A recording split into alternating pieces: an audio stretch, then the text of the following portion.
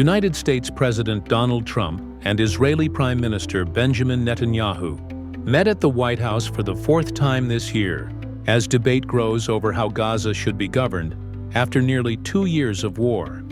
The meeting tested the strength of U.S.-Israeli ties, while Trump expressed confidence that a plan to end the conflict could succeed.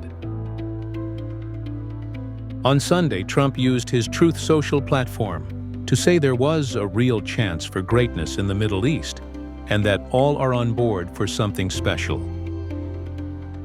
At the White House on Monday, he repeated that message, telling reporters he was confident peace was achievable in Gaza. Netanyahu, appearing alongside him, signaled support for the U.S. proposal.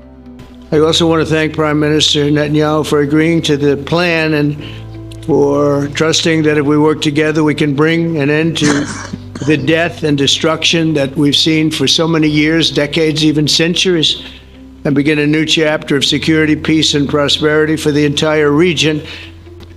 I support your plan to end the war in Gaza, which achieves our war aims. It will bring back to Israel all our hostages, dismantle Hamas's military capabilities, end its political rule, and ensure that Gaza never again poses a threat to Israel. The plan outlines staged Israeli withdrawals from Gaza, first tied to the release of hostages, and later linked to the arrival of an international stabilization force to oversee security. Israel would, however, retain a buffer zone inside Gaza for the foreseeable future. In return, Hamas would receive a prisoner exchange involving 250 inmates serving life sentences and 1,700 others detained after the October 2023 attack on Israel. Amnesty would be offered to members who disarm and accept coexistence, while those who reject the conditions could leave Gaza. Hamas would also be excluded from governing the territory and required to disarm under international monitoring. During the meeting, Trump made clear that Hamas's agreement was essential. He warned that if the group refused the terms, Israel would have his full backing to finish the job of eliminating Hamas. Netanyahu echoed this stance, stating that the group would be removed the easy way or the hard way, with or without international approval. The proposal mentions Palestinian statehood only in limited terms. It acknowledges statehood as an aspiration, but ties any future pathway to reforms within the Palestinian Authority and reconstruction in Gaza. While Arab states favor the Palestinian Authority's role in governance, Israel views it as corrupt and obstructive. The U.S.-Israeli plan allows for the authority's role only after a reform program is completed. Regional ministers from Qatar, Jordan, the United Arab Emirates, Indonesia, Pakistan, Turkey, Saudi Arabia, and Egypt welcomed Trump's efforts. At their press conference, both Trump and Netanyahu pledged to push forward. Trump insisted that hostages would be freed and that Gaza would be rebuilt, with the help of a new economic development program, including a special economic zone. Netanyahu said the plan met Israel's war aims and marked an important step toward peace. The 20-point proposal details: 1. Gaza to become a demilitarized, terror-free zone. 2. Reconstruction to benefit civilians, with no forced displacement. 3. War to end immediately if both sides agree, with Israeli forces withdrawing to allow for hostage release. 4. Hostages, living and deceased, to be returned within 72 hours of Israel's acceptance. 5. Once hostages are freed, Israel to release 250 life sentence prisoners and 1,700 others detained after October 7, 2023. Remains of Gazans also to be returned. 6. Hamas members who disarm and accept coexistence to receive amnesty. Those leaving Gaza to be given safe passage. 7.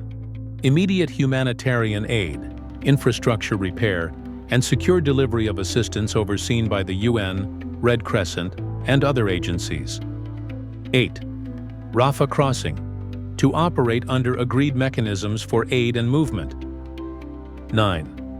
Governance by a temporary Palestinian technocratic committee, overseen by a new Board of Peace chaired by Trump, with international members, including former UK Prime Minister Tony Blair, until the Palestinian Authority completes reforms.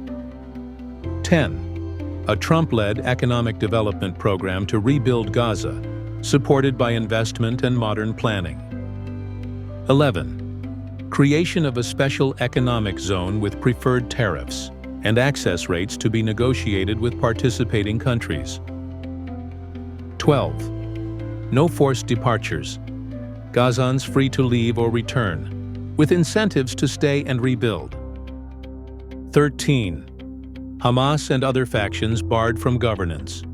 All military and terror infrastructure to be destroyed, and demilitarization overseen by independent monitors. 14. Regional partners to guarantee compliance and ensure Gaza poses no threat to neighbors. 15. Deployment of an international stabilization force, ISF, to support Palestinian police, consult with Egypt and Jordan, and secure Gaza's borders. 16. Israel not to annex or permanently occupy Gaza. Withdrawal to proceed in stages linked to demilitarization and security standards. 17. If Hamas delays or rejects the proposal, aid and reconstruction will move forward in areas under ISF control. 18. Establishment of interfaith dialogue to encourage coexistence and tolerance. 19. Palestinian statehood recognized as an aspiration, with progress tied to Palestinian Authority reforms and reconstruction. 20.